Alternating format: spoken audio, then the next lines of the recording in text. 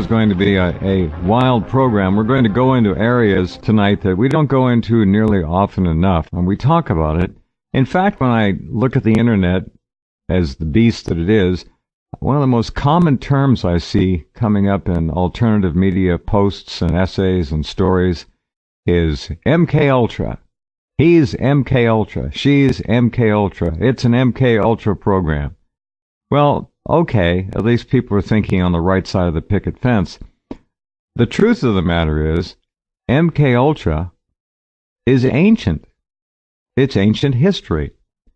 MK Ultra was actually the code name of a U.S. government human research operation experimenting in the behavioral engineering of us. And it was conducted through guess whose? Well, it was the CIA's Scientific Intelligence Division. That CIA project, as some of you may know, was coordinated with the Special Ops Division of the Army's Chemical Corps. Interesting collusion there. The program, now get this is what I'm talking about. When people start throwing MK Ultra around, they don't know really what they're talking about. The program began in the early 1950s. All right? It's not current. It was sanctioned in 53 officially, then reduced in its scope in the 60s, and finally halted, allegedly, officially, in 1973. Well, I assume that they may well have halted the formal MK Ultra project, but they certainly didn't ultra mind control. They simply took it to the next level. Now, that was 41 years ago. Do you think they might have made progress in 41 years on mind control, how to influence people in ways that they would otherwise never dream of acting out, such as mass murder, serial killers, you name it? The human mind is an electrical device. It's not chemical, it's electrical. We're electrical first. And if you can figure out a way to address, invade, program that electrical machine, which is what computing is all about, you can pretty much take anyone over and make them do whatever you want. And in many cases, most cases, they don't know anything about it. They haven't a clue that they're being used. So when you use the term MK Ultra, understand you're really talking about horse and buggy terminology and technology, as it was. Our guest tonight, I wanted to have this young man on for quite a long time. He is, in my view, a prodigy. He is packed full of information. He has a passion to learn, and he has learned a great deal. He is a mind control expert. His name is Neil Sanders. And this is going to be fun because his book is out now, and there's a little review of it. You can see on his homepage. Click on his name. In the first volume of his book, which is as one of the all-time great titles, Your Thoughts Are Not Your Own, amen to that, Neil Sanders exposes the evidence for officially sanctioned mind control programs. And I might get into the non-officially sanctioned mind control programs, of which I suspect there are many out there, such as TV. Sanders has degrees in psychology, film, and media studies, and is a qualified hypnotherapist as well. He spent many years collecting and analyzing declassified documents, scientific papers, court transcripts, confessions from doctors, and testimony from victims and whistleblowers as well, and much more. Do visit his website. It is extraordinary, and he's up very early in the morning or in the middle of the night. Somewhere. It's dark there anyway, in the UK. Are you there, Neil, and can you hear me all right? I am. Hi, Jeff. How are you doing? You all right? I'm okay, thank you. Doing well. And glad to have you along. Thank you for... What time is it over there? It's about 3:15, so it's about 5 hours until I phone in work and lie and tell them that I'm ill. All right. If they want a backup, they can call me. I'll tell them. That's fine. You give me a note, will you? I will. He was sick. He couldn't. That's very kind of you. Yeah, it's no problem at all. So, Neil Sanders, what got you into this whole field of the dark arts? Why mind control? What is it about that intrigues you? And when did you start? Well, I mean, I got interested in mind control. It was a strange occurrence, really. Basically, a friend of mine, his older brother's friend, pressed me to watch this film, The Manchurian Candidate. And I was like, oh, go watch The Manchurian Candidate. It's got these... I was like, who's in it? It's Frank Sinatra. I was like, oh, brilliant. Oh, yeah, I've got to watch that. My response exactly. Yeah, quite. But and it was in black and white as well, so that didn't really interest me terribly. But I did watch it, and because this guy, I very much respected him, and not only did I find the film fascinating, but basically I then started to look at the sort of things that could be done. Obviously, first elements that you start to look at are things like stage hypnotism and hypnosis in general, and that sort of thing, just to see if it works. And I also was interested in psychology, so I was kind of getting a sort of picture about the separation of the mind and how the mind is in all schools of psychological thought. It has sections. There are defense mechanisms like amnesic barriers and the like. There are short circuits. There are ways that you can get people to respond favorably or unfavorably to a situation just by the use of certain words or body language, for example. Like, an example is take your sunglasses off if you're speaking to somebody, because the eye contact means that you connect on a more interpersonal level. Mm-hmm. Just very basic stuff like that. Mm-hmm. Then, obviously, from there, I got interested in Sirhan Sirhan and the stories about Sirhan Sirhan, and obviously the fact that he appeared to be under hypnotic control and firing blanks out of his gun that only held 8 bullets, but miraculously managed to spray 14 bullets, some of them from behind the senator's head, which it's a remarkable. He's quite a trick shot artist, that guy. Yeah. Oh yes, he's obviously very, very skilled. And then you look into that and you see that what he was talking about, saying that he believed that he was at a shooting range, and I started to look at it and go, okay, that's plausible. That's actually plausible from a sort of scientific standpoint as well. Not that I'm any great scientist, but it sort of twigged with me. And then from there, basically, what really sort of piqued my interest was the sort of tangential weirdness that was connected to the Manchurian Candidate film. I mean, obviously, it was released shortly before the assassinations of the Kennedys, and then Frank Sinatra, who was friends with the Kennedys, had it banned until the mid-'80s. And then you start to look at the other weird things about it, like, for example, John Frankenheimer, who's the director, was having dinner with Roman Polanski and Robert Kennedy the night before he was assassinated by Sirhan Sirhan, who a lot of people believe to be a Manchurian candidate. That's pretty weird, Neil. I didn't weird. know that. That's beyond the probabilities of coincidence. It gets a bit stranger as well, because some of these could be coincidences, and they obviously are, but for example, Jay Sebring was the person that sort of stapled the toupee to Frank Sinatra's head, and he was also the person that supplied the drugs for the Camelot crowd, the Kennedys, the Peter Lawford. It was Jay Sebring that did that? Absolutely. I know exactly where you're going with this. This is going to blow our listeners' minds. Yeah. Well, Jay Sebring was one of the victims of the so-called Manson killings. He was killed by Tex Watson, August the 8th, 1969. He was a very famous hairdresser. Yeah, he would have been Vidal Sassoon if it hadn't have been for the fact that he, died. He was actually, through Sebring International, he was marketing a range of hair products for men. Yep. This is, again, that comes into a sort of concept of mind control, because up until that point, it was considered a bit namby-pamby for men to be concerned with their appearance in any great way. And then he got very, very sort of macho people, or considered macho people like Steve McQueen and Frank Sinatra to publicly advocate him. And then obviously he became one of the victims of the Manson murders, or the so-called Manson murders. Mm-hmm. Bizarrely, Dee Dee Lansbury was living at the Chatsworth Ranch, the Spahn Ranch, for a short time, and travelling around with the Manson family. In her pocket, she had a signed note from Angela Lansbury giving her permission to be away from her parents. What? Yeah, This is Angela Lansbury. Yeah. Unbelievable. A permission slip for murder, she wrote, apparently. This is remarkable. Well, this is the point, Yeah, let me just say one thing. What Neil has just laid out here is the substance already that a major book could be written about. We're talking about connections that are just really bizarre. Jay Sebring is a name that most of you probably forgot. I remember the name because it was one of those names. It's a great name. Sebring International, Jay Sebring. I mean, he obviously was going to be a mega star, a mega celebrity. And that was ended. Angela Lansbury. Now, tell us a little bit more about Angela Lansbury and that connection. I'm very interested in that for a number of reasons.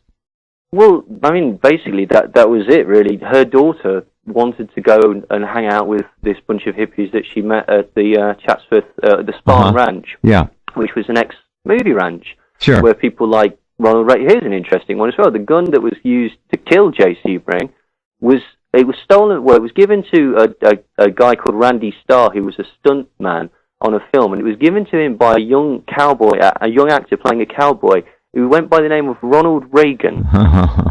So the gun that was used to kill Jay Sebring was actually once in the possession of Ronald Reagan. How bizarre! How truly bizarre! All right, yeah. The Angela Lansbury thing was just simply that. But I mean, the other person that was famous that occasionally hung out with the Manson family was Dina Martin, which was Dean Martin's daughter.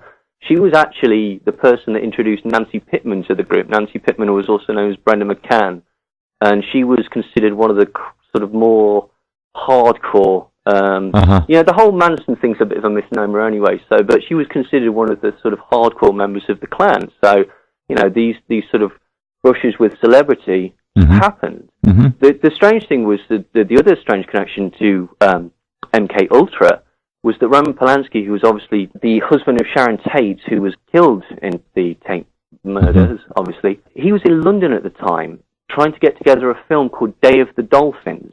Now, Day of the Dolphins was based on the experiments of Dr. John Lilly, who was connected to MK Ultra's Project 62.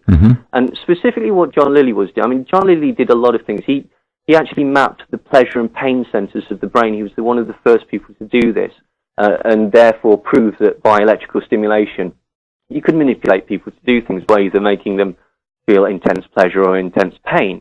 And he sort of expanded this onto dolphins, cats, dogs, and that sort of thing, injecting LSD into the brains, but also basically trying to get them to be a sort of remote control device.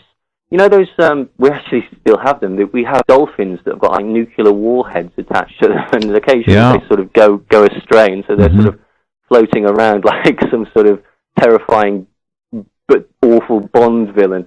And basically, they were doing that, and this was one of the things that they were doing in MK Ultra. Roman Polanski was actually trying to get a film about that scenario going, and he was in London at the time that his wife was killed trying to get this film, Day of the Dolphin, going. But in his film, the dolphins could actually talk, and they were going to be the heroes of the piece. But unfortunately, that vision will never see the light of day. No, you mentioned another name that's suitable for a program. I'd love to do more on Dr. John Lilly. What a strange dude he was. Absolutely. I've talked on this program about the so-called Lilly wave before. Now, the Lilly wave is a certain electromagnetic frequency. And I don't know if you know, let me tell this little quick story, Neil. You may find it of interest. Dr. Pat Flanagan went over to visit a friend of his in his laboratory, which was actually his garage in his home. He lived in a suburban neighborhood, and down every block, of course, were electrical wires and telephone poles and so forth, and transformers and all that. Well, Pat Flanagan went into the garage, and the guy he knew was in there working on a bench, and there was an oscilloscope there. On the oscilloscope was a waveform, which is well known. It's the Lilly wave. People in that line of work know the Lilly wave by sight pretty well. And he went up to his friend. He said, "What are you doing?" He said, "Oh, I'm just doing this and that." And he said, "What are you doing with the Lilly wave on there?" And his friend looked up at Pat Flanagan and said, "You're not going to believe this." He said, "Guess where it's coming from?" And Pat said, I don't know. He said, "It's coming from there." And he pointed to the wall plug. It was coming from the electric grid. And it didn't get there on its own. MindControlInAmerica.com. Stephen Jacobson. all media is propaganda. All of it. It's a great quote. Well, it's true, and the mind control issue has been with us for a very, very, very long time. It's an ancient problem because mankind has been subjected to manipulation and control. We were born into a system of lies and deception right from the get-go, and so were our parents, born into the same kind of situation that many people accept as being the way things are simply as the result of habit and consider it natural and normal, and it's anything but that. The basic, very simple control of information throughout our lives. If we don't have all the facts on any given issue, our judgment can only be as good as the quality of our information. And if we've been fed half-truths and lies and missing information, then we are at a disadvantage. Two means by which we are manipulated and controlled. One is the control of information. The consolidation of ownership of the medium facilitates that and allows for the coordination of different media as part of a propaganda campaign. Right now, all media is controlled by a handful of multinational corporations. Back in 1980, a book came out, The Media Monopoly by Ben Bigdickian. At that time, it was revealed that 50 major corporations were controlling America's media. And as the book was revised, the new editions came out, that number kept getting smaller and smaller until now we have 5 major multinational companies that are controlling not only the information we have access to, but the entertainment choices. The trick is to change the state of mind to disarm it, to take its defenses down or otherwise modify them so they're no longer very efficient. And the material can go right into the subconscious without any kind of interference, judgment, or processing. Plunk right in. All right, Stephen, the techniques used to put the mind or the consciousness into an altered state, take it from beta down through alpha into theta, so it's mesmerized. And when it's in that state, and it's usually the old television flicker, although with HD, I'm not sure the flicker is still there anymore. What it would do, it would, in a matter of seconds, like the first time takes about a minute, but after that it's just seconds, put the mind into a state where anything it was absorbing would simply go right past all filters and into the subconscious and wait there to be called up when the proper stimulation was encountered. Tell us more. Yes, that's absolutely correct. The most successful propaganda uses the arts and entertainment as a delivery system. And television is a good example of explaining both the principles of hypnotic programming as well as the techniques. I'd say that television is by far the most powerful weapon of psychological warfare in history. And I consider that so important. And yet, many people, if not most, don't think of television in those terms, as a weapon. How people think of television as simply an elective choice in terms of entertainment and information, when in point of fact, the television is the boss. Yes, and it's illustrating how we are taught what's right and wrong, what's acceptable and unacceptable behavior, to storytelling. Storytelling is the oldest means of transmitting information about how society works. There isn't much difference between primitive man sitting fixated in front of the flickering light of a campfire, telling stories about how things work, transmitting information from one generation to the next. Not much difference between that and modern man sitting fixated in front of the flickering light of a television, receiving information, the same kind of information, how society works, what's acceptable and unacceptable behavior, what's right and wrong.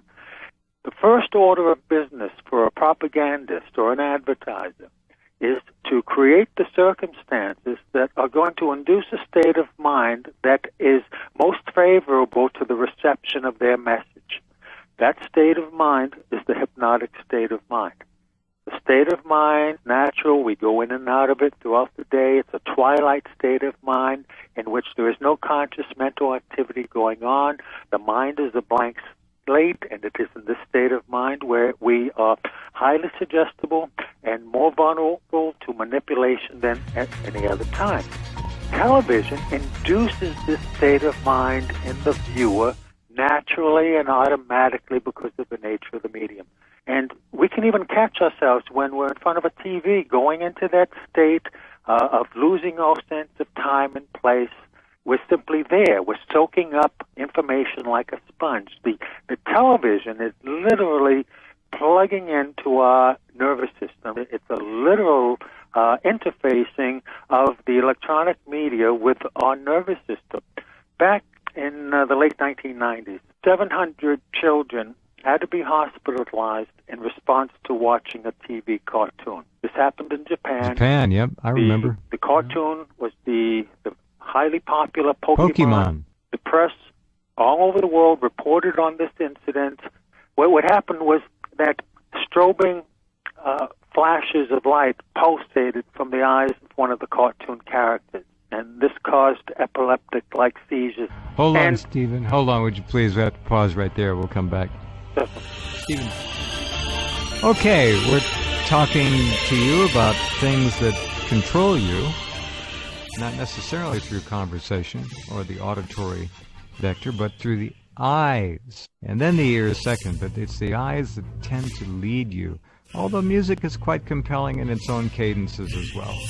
It's an all-fronts assault on you to disarm you and make you amenable to all kinds of input, which they design ever so carefully. Nothing is really left to chance. Stephen, please go ahead. Regarding children and television, prior to the advent of TV, you never heard about attention deficit disorder. Didn't exist. Nope. And what's happening here is that the quick cutting patterns that were developed in TV commercials and music videos, they cause a corresponding chemical electrical impulse in the brain. And that releases endorphins that have a drug-like effect on the body. So a child can sit motionless, fixated, watching television, and when they're away from the television, they have all this nervous energy, can't focus, their attention, can't sit still, and that's because they're looking for the same kind of drug-like effect that they're getting from TV and other kinds of activities, and they're not getting it. Another illustration of this plug-in effect that television has with our nervous system, because we've already been changed as a population by illustration of hypnotic programming. Using, for another example, the news broadcast that everyone has grown familiar with, both your national news and your local news broadcaster. If you think about it, regardless of the background of the newscaster, regardless of their ethnic background, whether they be black, white, Oriental, Hispanic, doesn't matter, with few exceptions, they all speak the same way. They have a pattern of speaking that the public has been conditioned to accept as the means by which we receive true factual information. The newscaster looks directly into the camera and into the eyes of the viewer, which is another hypnotic technique. The newscaster is an authority figure, which is another element. People will tend to accept information even if they don't understand it, if it is coming from an accepted and respected authority, and then the information repeated over and over and over again until it becomes a conditioned response. This not only happened in the days of television, but even before television, in radio. The famous broadcast of Orson Welles' dramatization of H.G. Wells' War of the Worlds caused panic in this country. No, classic. Yes, people actually thought New Jersey was being invaded by Martians. Well, I would have if I'd have been back there then. It was done very realistically. The reason for it was that the dramatization was done as a news broadcast. Yeah, and news even then was considered hallowed ground in terms of questioning it. I mean, that was the oracle of God, news. Yes. And it shows that even then, the population had been programmed and conditioned to accept the format as the means by which we receive true, factual information. Exactly right. It just wasn't so. Isn't it amazing the amount of sophisticated, absolutely complete control that they're working toward now, cradle to grave? Well, it only shows their paranoia and their fear. Correct. They're afraid of us. They have fear too. You see, they keep us entrained and entranced via fear, anxiety, anticipation, and all the rest of those related synonyms. And yet, on the other side of the coin, they themselves are driven by fear that we might become out of control. And wake up. Right. And that's what they're trying to prevent. And that's essentially a spiritual condition. The mind control issue is first and foremost a spiritual issue. Its foundation is spiritual. The mind is the gateway to the soul. That's why there's mind control issue. And we, en masse, humanity, is at the threshold of an awakening that they seek to prevent. Because if people wake up means come into an awareness, a spiritual realization. Because that's the only thing that's going to solve the problems that we face. They're just so basic and fundamental. We're not going to fix things with Band-Aid measures, trying to tinker here and there and fix the economy. You're not going to fix the economy without attending to the issue of honest weights and measures and an honest medium of exchange as the lifeblood of commerce. The dishonest money system has corrupted all segments of society, including organized religion, which is part of the problem. This is the mind control issue is a spiritual issue. And the fundamental problem for mankind is that we have been encouraged to misidentify ourselves as the physical body. And when people do that, then they become fearful because the body is subject to death. And by keeping people afraid and stressed out and great anxiety, prolonged periods of time is a strategy of psychological warfare, because then people can't think clearly.